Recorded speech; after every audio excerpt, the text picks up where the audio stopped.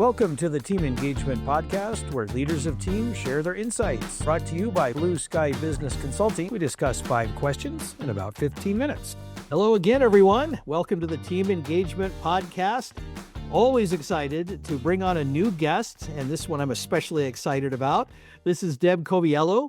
She is the drop-in CEO and also founder of Illumination Partners. She comes to us from Cincinnati, Ohio. So, Deb, thank you so much for joining me on the podcast. Tell us a little bit more. You've got some great projects. You've got a book out. You've got all sorts of things you're working on. Tell us a little bit about some of those things. Well, again, thank you so much for having me on the show. But I always like to start out with the personal. Yes, I live in Cincinnati, Ohio, but I'm a Jersey girl. So if I start talking fast and my ahs are a little bit off, you know why. Uh, Married to my best friend for over 30 some odd years, 3 adult children, and I'm an amateur curler. Now, me, long corporate career, cut my teeth in manufacturing. Quality and operational excellence is where I have my expertise, but started my own company about 7 years ago because, well, I was kicked out of the nest, and it's happened to the best of us at some point or other. Learning how to grow a business, learning how to build relationships, taking my corporate experience and applying it to a new chapter of my life has been amazing. But along the way, I also learned how to market myself, create a brand. I got a podcast. I've got a book, The CEO's Compass. I realized also I'm a bit of a creative, more than just an engineering geek in manufacturing. So, quick bit about me. Ready for the next question. I love it. I love it. And I like that you, I'll say, rediscovered creativity, a creator of sorts, because that to me, that's an important part of being a leader is learning how to be creative and to unleash the creativity within a team. And yet all of us, well, I shouldn't say all, but a lot of us, especially in leadership positions, we get kind of locked in and we have to kind of rediscover the creativity. If I could just quickly comment Please. back, again, I started out as a creative. I went into my first corporate roles. Engineer, you're praised for just solving the problems and presenting information. Kind of lost myself along the way. So it's important as young professionals move through their career is yes, hone your craft, do the great technical work that you are hired for. But if you start feeling like I'm not being my truest self, I cannot be myself at work, the same as I am outside, kind of reevaluate, are you in the right environment so you can be the best?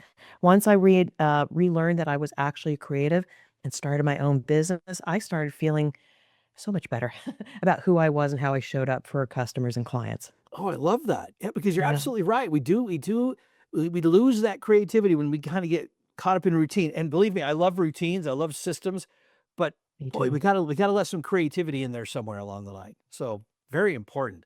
Yep. All right, well, let's get started with our kind of our official formal questions here. Deb, question number 1: how can leaders foster and nurture an environment of psychological safety? So it's unfortunate. We have to actually talk about that terminology where people show up for work and they don't feel safe.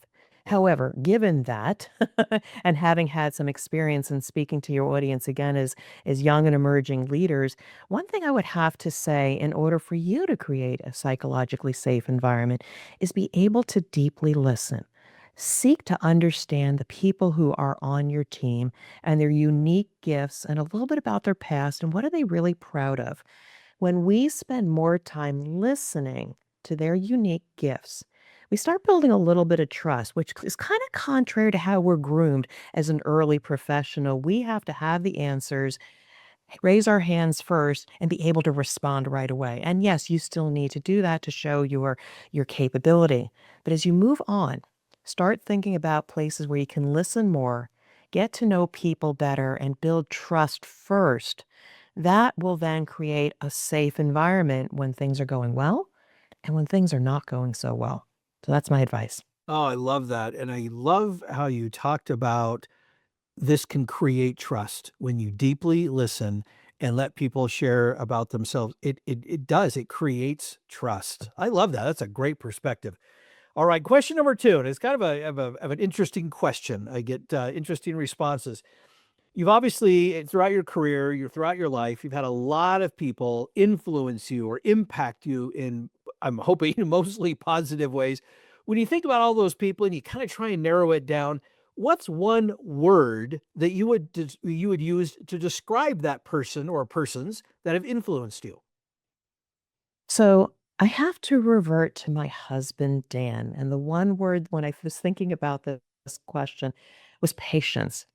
When Mm. I think about your audience, young professionals, they should have coaches or mentors. But in my career, I didn't have any. So I had a hard time moving up and around and sideways and making a lot of mistakes. Oh my, if I had somebody who would support me, such as a mentor or a coach along the way, I may not have made as many mistakes or I would have recovered faster. But what is important about my husband, who's my best friend, who's known me for more than 30 years, is patience.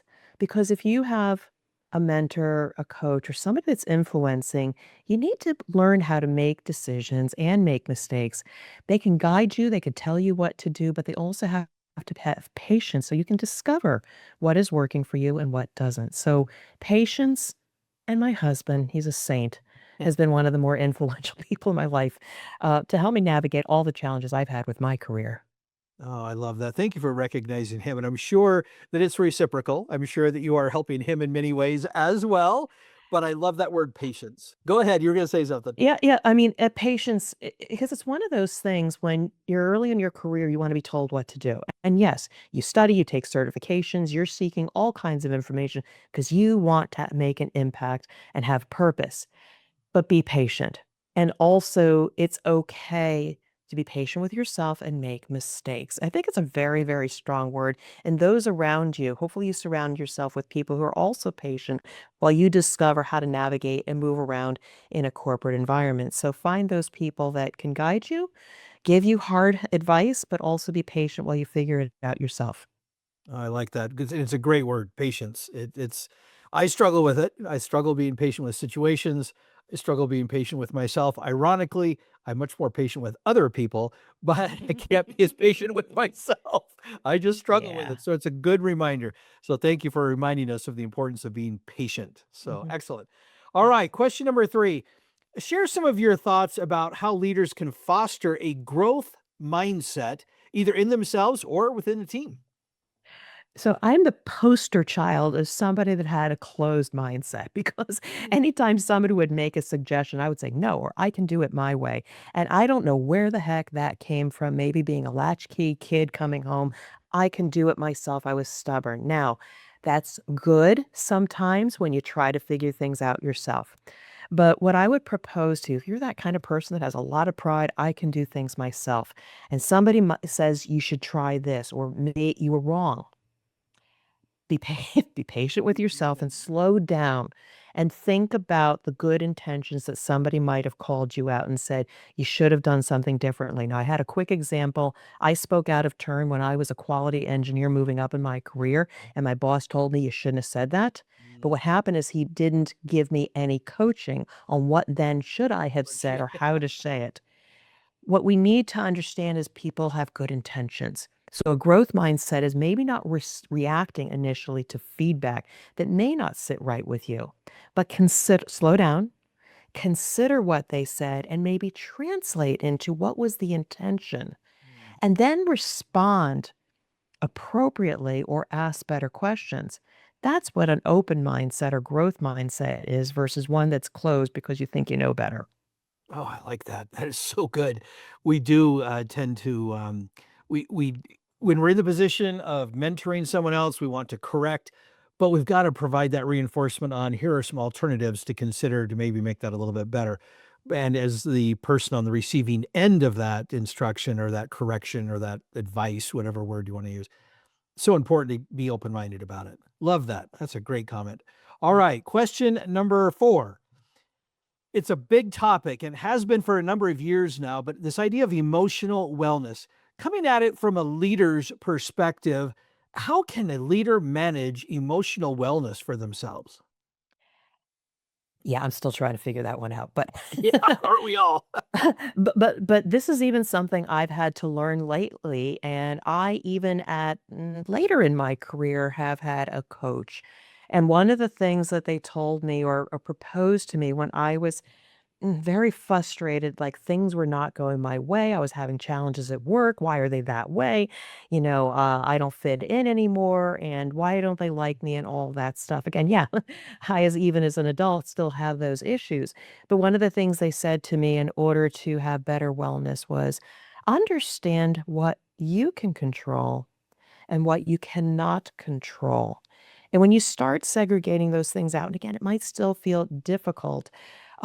If you know there's certain things you can't control, it puts some separation and distance, and then it redirects your energy. Well, okay, I'm not getting along with the people in this situation. I can't change the thoughts of management, but what's in my control is I can still develop good relationships both inside the company. Maybe there's some alternative routes for me, or maybe I should start building my network outside.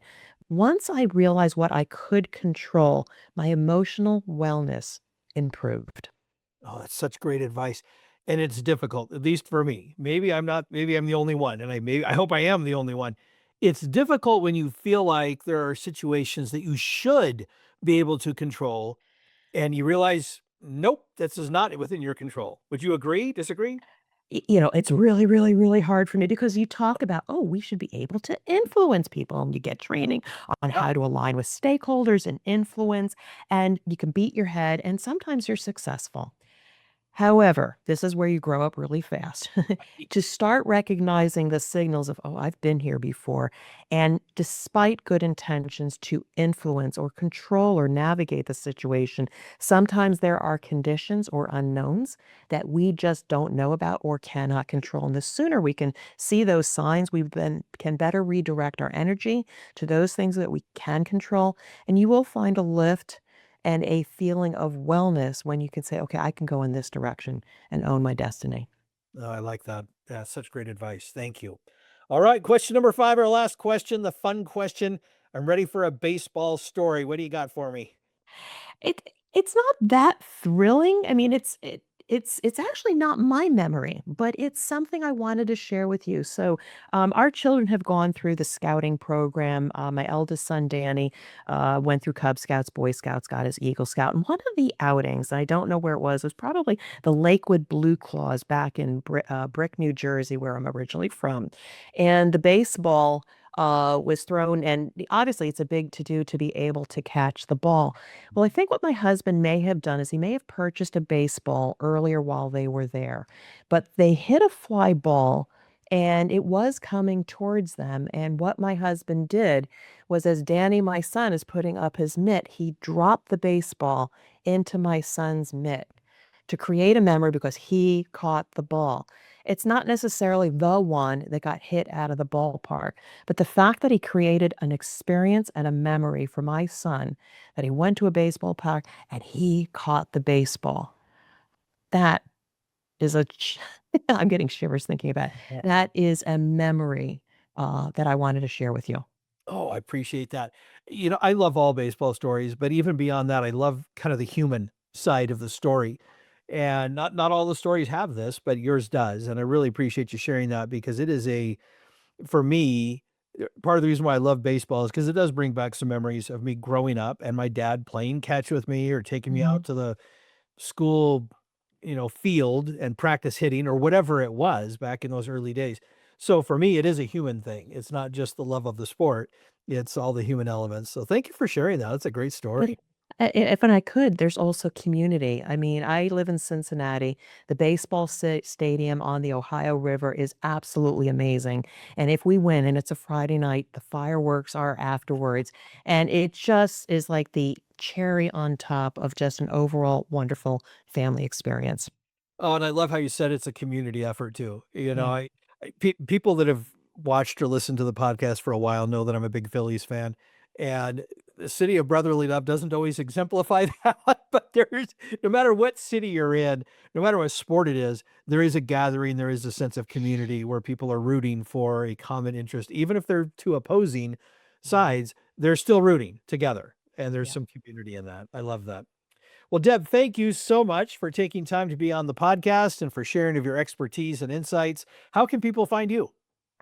Yeah, thank you so much for the opportunity. Love the conversation. If people want to find me, check me out on LinkedIn, Deborah A. Coviello, or the Drop In CEO, or alternatively, go to my website, dropinceo.com, and you can reach out to me, learn about my offers, and also the CEO's Compass, your guide to get back on track. My book is available in audio, in Kindle, and in written format. So, again, Shawn, thank you so much for the opportunity. Oh, you bet. Thank you. And thanks to all of you who are joining us every week. We encourage you to subscribe or enlist whatever you need to do to always be reminded when the new episodes come out every week. We are grateful for your participation. I am Shawn Richards, your host. Thanks so much for joining us on the Team Engagement Podcast, and have a great day. This is Shawn Richards with the Team Engagement Podcast, where leaders of teams share their insights. Be sure to follow or subscribe to the podcast so you don't miss an episode. And for more leadership tips, pick up your copy of Rapid Fire Leadership by going to rapidfireleadership.com, where you can also download free resources to help you in your leadership role. Thanks for joining us today. Have a great day.